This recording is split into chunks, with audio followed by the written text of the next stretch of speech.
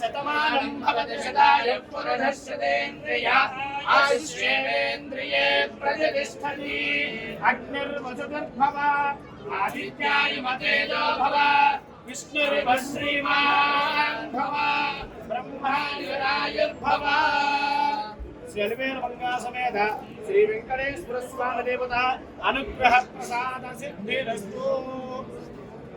శ్రీవేణుమంగా సమేత శ్రీ వెంకటేశ్వర స్వామి దేవత అనుగ్రహ ప్రసాద సిద్ధి.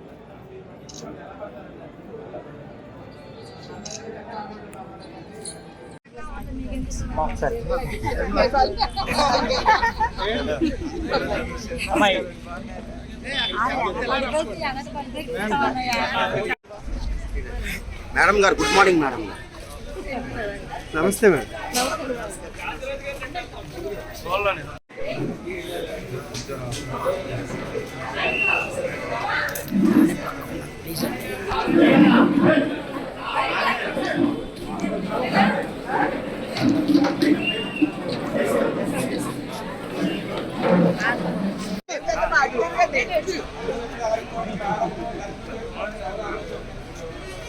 దేవుడి దగ్గర దర్శనం చేసుకొస్తా.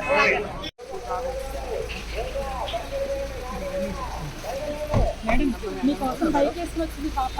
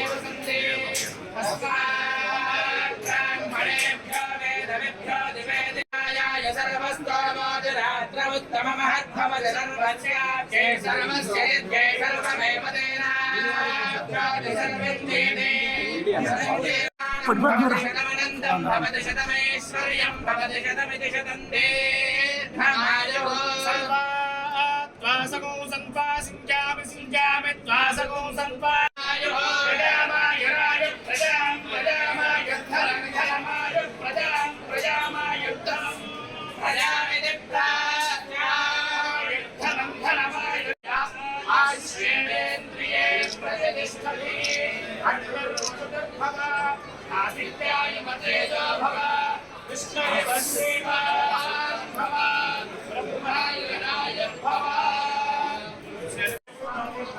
అనుగ్రహ ప్రసాద సిద్ధిరస్తు. అనుగ్రహ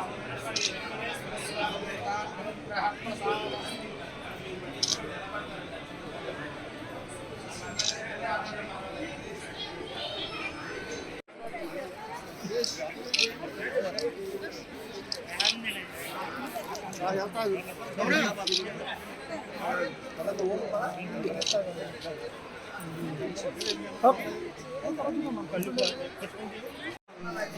బాబు ఒకసారి పక్కకు ఫోటో తీసుకోండి కదా.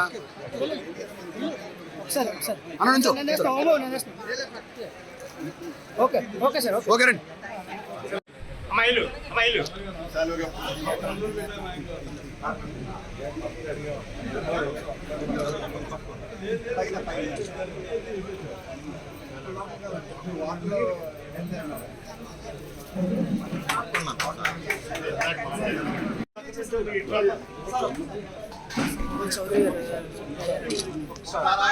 పట్టుకోండి ఒకసారి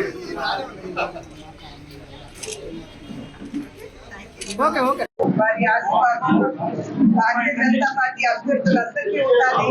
అదేవిధంగా కూటమి ఎన్డీఏ కూటమి ఏదైతే ఉందో కూటమి అభ్యర్థులకు అందరికీ ఉండాలి అని చెప్పి నేను భగవంతుడిని ప్రార్థిస్తున్నాను.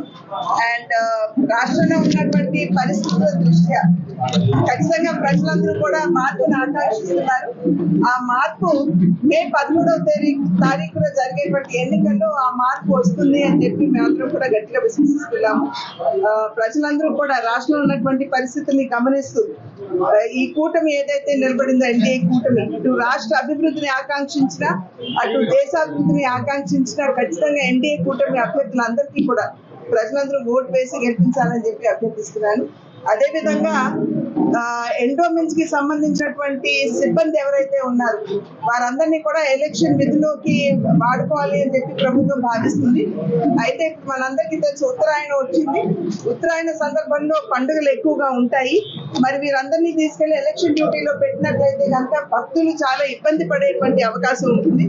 కనుక ఎలక్షన్ కమిషన్ కూడా దీన్ని దృష్టిలో తీసుకుని ఎవరైతే ఎండోమెంట్ సిబ్బంది ఉన్నారో వారిని ఎలక్షన్ విధులకి వాడకుండా ఊళ్ళో భక్తులు ఎవరైతే వస్తారో వారికి అన్ని సదుపాయాలు సమకూర్చడానికి వారి సేవలు గుళ్ళల్లో వినియోగించుకోవాలని చెప్పి అభ్యర్థిస్తున్నారు.